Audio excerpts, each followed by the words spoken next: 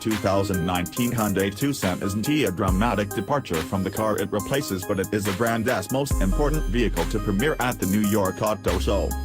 Keen Hyundai enthusiasts will notice that the Tucson's exterior includes new headlights and LED daytime running lights, modified taillights, and tweaked front and rear bumpers.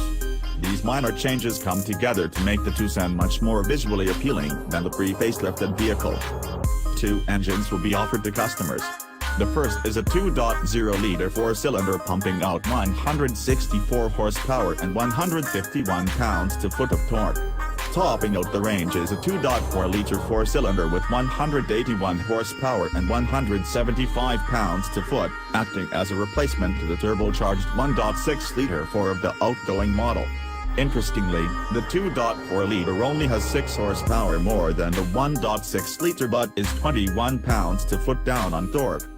Key safety features to come standard include forward collision avoidance system and lane keeping assist.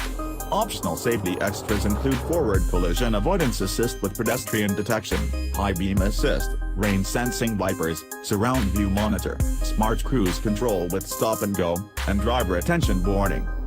5 trim levels make up the facelifted Tucson range, starting with the Value and moving up with the SC, Cell, Sport, and Limited. The Value and SE models are sold exclusively with the 2.0-liter engine, while the Cell, Sport, and Limited receive the 2.4-liter.